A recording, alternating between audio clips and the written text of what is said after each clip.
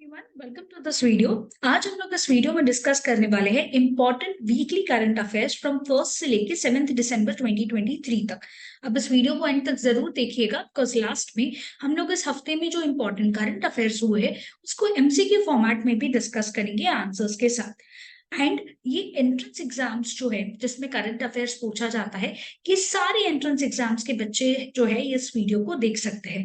So now before starting with the current affairs, अगर आपने हमारा इंस्टाग्राम पेज अगर अभी तक फॉलो नहीं किया है तो यार देर किस बात की, फटाफट कर लो ताकि आपको हर रोज जो है यहाँ पे डेली बेसिस पे क्विज सॉल्व करने को मिल सके।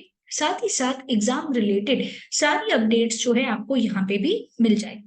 तो चलिए स्टार्ट करते हैं आज की पहली करंट अफेयर से कि यूएई में जो कॉप मीटिंग हो रहा है क्लाइमेट एक्शन प्लान को लेके, कॉप 28 मीटिंग हो रहा है, वहां पे यूएई जो होस्ट कंट्री है उसने अनवील किया $30 बिलियन का fund for the global climate solutions COP 28 में। यहाँ पे ग्राउंड ब्रेकिंग कमिटमेंट हमें देखने को मिला दुबई की तरफ से। एंड ये क्लाइमेट इनिशिएटिव जो है ये लुनैट के द्वारा लिया गया है जो दुनिया का largest private climate investment vehicle है। ये व्हीकल जो है प्राइवेटली मैनेज्ड फंड्स जो है यहाँ पे आते हैं, जहाँ पे मेन एम होता है कि किस तरीके से क्लाइमेट इन्वेस्टमेंट्स के जरिए हम मार्केट को रीशेप कर सके, स्पेसिफिकली डेवलपिंग इकोनॉमीज को। अगर हम इनिशियली देखें तो ये फंडिंग जो है ये इसीलिए लाई गई है to develop a 6.0 GW of a new clean energy capacity in India. इसमें अलग अलग तरीके के विंड और सोलर प्रोजेक्ट्स जो है वो इंक्लूडेड होंगे और इसका क्लीन पावर प्रोडक्शन जो है वो खत्म हो जाएगा by the year 2025। Next news है, इंडियन नेवी ने अपॉइंट किया पहली बार एक वुमेन कमांडिंग ऑफिसर को नेवल शिप में। ये एक ग्राउंड मेकिंग मूव था जहां पे फिलोसॉफी है, इंडिया का कॉन्स्टिट्यूशन भी बोलता है कि सारे रोल सारे रैंक्स के लिए बने गए हैं। तो इंडियन नेवी ने एक हिस्टोरिकल माइलस्टोन जो है वो अचीव किया है एंड अपॉइंट किया फर्स्ट वुमेन कमांडिंग ऑफिसर को एक नेवल शिप के लिए। तो जो नेवी के चीफ है एडमिरल आर हरि कुमार, उन्होंने ये अनाउंसमेंट किया था जब नेवी डे के दिन एक प्रेस कॉन्फ्रेंस हो रही थी। तो इंडियन नेवी ने फर्स्ट वुमेन कमांडिंग ऑफिसर को नेवल शिप पे जो है वो अलोकेट किया। साथ ही साथ नेवी ने अपने high operational tempo, specifically ships, submarines and aircraft जो होते हैं उसकी डाइवर्स मिशंस कैसे जो है यहाँ पे ग्रो होते जा रहे हैं, मिलिट्री डिप्लोमेटिक व्यू से भी यहाँ पे इसको भी हाईलाइट किया गया था। नेक्स्ट न्यूज है, प्राइम मिनिस्टर नरेंद्र मोदी ने प्रपोज किया है to host the COP 33 meeting in India जो 2028 में होने वाली है। प्राइम मिनिस्टर नरेंद्र मोदी ने ये ऑफर जो है वो किया था world climate action summit COP 28 जो इस वक्त दुबई में चल रही है। यहाँ पे मोदी जी ने इंडिया की ambitious plan, specifically renewable energy को लेके, कैपेसिटी को लेके एंड क्या ऑल्टरनेटिव फ्यूल्स हो सकते हैं जैसे कि ग्रीन हाइड्रोजन, उसे हाईलाइट किया एंड पार्टिसिपेट किया ग्लोबल बायोफ्यूल्स अलायंस में भी। ये इनिशिएटिव जो है इंडिया के प्रोएक्टिव स्टेप्स है कि कैसे हम एक सस्टेनेबल एनर्जी फ्यूचर की तरफ बढ़ सकते हैं। मोदी जी ने एक ग्रेटिट्यूड भी दिखाया ग्लोबल सपोर्ट के लिए, जहां पे उन्होंने एम्फसाइज किया कि वर्ल्ड अब जानता है कि किस तरीके से क्लाइमेट एक इम्पॉर्टेंट रोल प्ले करता है एंड साथ ही साथ हमें इसके लिए इसको बचाने के लिए कलेक्टिव एफर्ट्स लेने पड़ेंगे ताकि हम ह्यूमैनिटी को सेफ गार्ड कर सके। तो उन्होंने एक्नॉलेज किया the support of the international community को, जो बहुत इंपॉर्टेंट है specifically India point of view के क्लाइमेट इनिशिएटिव्स को लेकर के। नेक्स्ट न्यूज है, प्राइम मिनिस्टर नरेंद्र मोदी ने अनाउंस किया renaming of the ranks in the Indian navy. Again ये भी एक बहुत सिग्निफिकेंट मूव था इंडियन नेवी में, जहां पे देश के प्रधानमंत्री ने रिवैम्प करने का डिसीजन लिया रैंक्स का जो इंडियन नेवी में होते हैं, जिसका मेन एम है कि जो कॉलोनियल इन्फ्लुएंसेस है उसे हम एलिमिनेट कर सके एंड हम इंडियन कल्चरल आइडेंटिटी जो है ये इन्फ्यूज कर सके। प्राइम मिनिस्टर मोदी ने ये हिस्टोरिकल अनाउंसमेंट नेवी डे का जो फंक्शन हुआ था सिंधुदुर्ग फोर्ट महाराष्ट्र में, वहां पे अनाउंसमेंट किया। एंड ये वेन्यू जो है इटसेल्फ एक हिस्टोरिकल प्लेस है जहां पे इंडिया के कल्चरल रूट्स जो है वो जुड़े हुए, स्पेसिफिकली सिंधुदुर्ग फोर्ट में हिस्टोरिकल फूड्स महाराष्ट्र के भी जुड़े हुए स्पेसिफिकली बिकॉज यहाँ पे ये मराठा एम्पायर से टाइट है।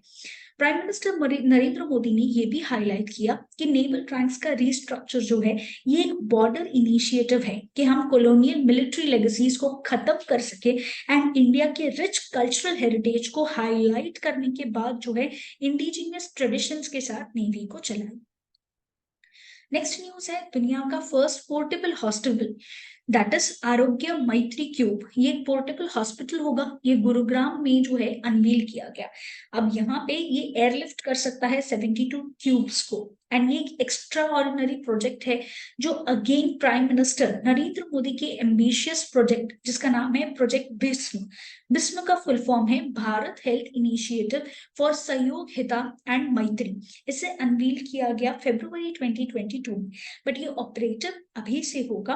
ये इनिशिएटिव जो है स्पेसिफिकली इसीलिए लिया गया है ताकि जो डिजास्टर हॉस्पिटल्स है वो अच्छे से काम कर पाए। अब 72 क्यूब्स में एसेंशियल इक्विपमेंट्स होंगे, एसेंशियल सप्लाईज होंगे, जैसे कि इसमें ऑपरेशन थिएटर, एक mini ICU, ventilators, blood test करने के लिए इक्विपमेंट्स, एक्सरे मशीन, इनफैक्ट एक कुकिंग स्टेशन जहाँ पे पानी फूड जो है वो स्टोर किया जाएगा एंड एक पावर जनरेटर भी होगा। ये एक रिमार्केबल फीचर है आरोग्य मैत्री क्यूब का एंड यहाँ पे वाइड रेंज है एंड सपोजिंगली अगर किसी पर्सन को इंजरीज हो जाती है, हेवी इंजरीज जैसे कि बुलेट इंजरीज हो गया, मेजर बर्न्स हो गया, स्पाइनल इंजरीज हो गई, लिम्ब फ्रैक्चर्स हो गए, तो यहाँ पे उसे भी जो है ठीक किया जाएगा। नेक्स्ट न्यूज है साइक्लोन मिशोंग स्ट्राइक कर गया है आंध्र प्रदेश में। ये ट्रांजिशन जो है स्पेसिफिकली अगर हम देखें तो बहुत बड़ा हुआ था। ये इनिशियली एक सीवियर साइक्लोनिक स्टॉर्म था जिसने लैंडफॉल जो है south coast of Andhra Pradesh में किया है। इसने चेन्नई और तमिलनाडु के काफी हिस्सों में तबाही भी मचाई है। अब स्टॉर्म जो है वो हिट हुआ आंध्र प्रदेश में। स्पेसिफिकली अगर हम बात करें तो यहाँ पे almost 40 lakh people 194 villages and 2 towns में से अफेक्टेड होंगे। नेक्स्ट न्यूज है फ्यूजन माइलस्टोन। जापान ने अनवील किया JT60SA।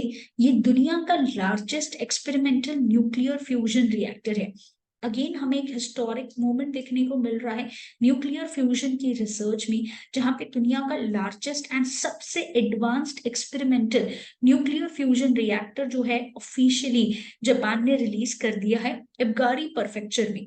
इसे डेवलप इस तरीके से किया गया है कि यहाँ पे फ्यूजन जो है वो क्लीन एंड सस्टेनेबल एनर्जी का सोर्स बन सके। साथ ही साथ अगर हम देखें जापान ने ये एफर्ट जो है वो कोलैबोरेशन में किया था यूरोपियन यूनियन के साथ। यहाँ पे अलग अलग जो है वी कैन से कि आर्ट फैसिलिटीज होंगी जहां से इंटरनेशनल थर्मोन्यूक्लियर एक्सपेरिमेंटल रिएक्टर जो फ्रांस में है इसके साथ साथ फ्यूजन एनर्जी जो है वो काम कर पाएगी और उसी की बेसिस पे भी फंक्शन करेगी। नेक्स्ट न्यूज है कोलकाता ने इमर्ज किया है एज द सेफेस्ट सिटी। ये तीसरी बार हुआ है एनसीआरबी रिपोर्ट के हिसाब से अगर हम देखें तो कोलकाता सेफेस्ट सिटी है for the third time and city में least number of cognizable offences हुए हैं पर लाख पॉपुलेशन में। स्पेसिफिकली अगर हम देखें तो एनसीआरबी डेटा ये बोलता है कि कोलकाता में सिर्फ 86.5 केसेस हुए थे पर lakh people of the cognizable offences 2022 में। ये ड्रॉप हमें देखने को मिला है।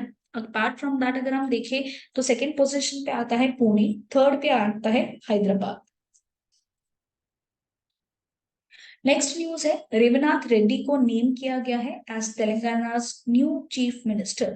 एक हिस्टोरिक मूव हुआ जहां पे लेजिस्लेटिव असेंबली के इलेक्शंस जब बाहर आए तब कांग्रेस की सेंट्रल लीडरशिप ने ऑफिशियली जो जीत गई पार्टी इस इलेक्शंस में उसने रेवनाथ रेड्डी को अपना न्यू चीफ मिनिस्टर जो है वो अनाउंस कर दिया। ये अनाउंसमेंट कांग्रेस प्रेसिडेंट मल्लिकार्जुन खड़गे के द्वारा करी गई थी। नेक्स्ट न्यूज है इंडोनेशिया का मरापी वोल्केनो जो है इरप्ट हो चुका है एंड ये ट्रेजेडिक इंसिडेंट जो है हुआ है जहां पे काफी सारे जो क्लाइंबर्स थे उनका लॉस जो है हुआ है। एग्जैक्ट नंबर जो है अब तक नहीं आया है बट काफी सारे इंडिविजुअल्स उसी में लेफ्ट आउट हो गए हैं। इंडोनेशिया में ऐसा क्यों हो रहा है? बिकॉज इंडोनेशिया एक रिंग ऑफ फायर पे सिचुएटेड है एंड वहां पे टेक्टोनिक एक्टिविटीज है बहुत सारी सेस्मिक एंड वोल्केनिक एक्टिविटीज होती रहती है। ये कंट्री में टोटल 127 एक्टिव वोल्केनोज है एंड माउंट मोरापी जो है अप्रोक्सीमेटली 9,500 फीट का है, वो सबसे ज्यादा एक्टिव है in the Sumatra. Next news है मेघालय के लडाकोंग टर्मरिक एंड बुशर प्रोडक्ट्स को जीआई का टैग जो है वो मिल चुका है गवर्नमेंट ऑफ इंडिया के द्वारा।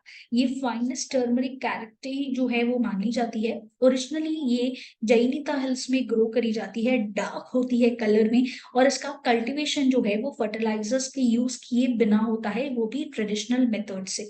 अपार्ट फ्रॉम दैट मेघालय में से गारो दामकंडा जो वहां का ट्रेडिशनल ड्रेस है, Larai pottery and Garo Chubitchi that is alcoholic beverage को भी जीआई का टैग मिला है। नेक्स्ट न्यूज है Nirmala Sitharaman and 3 other Indians जो है स्पेसिफिकली वुमेन्स जो है उनका नाम जो है वो आया है world's 100 most powerful women of the year 2023। अब उसमें से अगर हम बात करें निर्मला सीतारमन जी की तो ये यूनियंस फाइनेंस मिनिस्टर है। Apart from that HCL corporation की जो चेयरपर्सन है Roshni Nadar Malhotra, steel authority of India that is SAIL की जो चेयरपर्सन है शोभा मुंडाल एंड बायोकॉन एग्जीक्यूटिव की जो चेयरपर्सन है किरण शॉ, इनका नाम जो है वो मोस्ट पावरफुल 100 लिस्ट में आया है वर्ल्ड में। अगर हम बात करें वर्ल्ड में टॉप पे कौन है तो ये पोजीशन जो है वो पॉलिटिशियंस के द्वारा डोमिनेटेड है। अगर हम देखें तो यहाँ पे यूरोपियन कमीशन जो उनकी प्रेसिडेंट है लाइडन, उनका नंबर 1 पे पोजीशन पे आया है।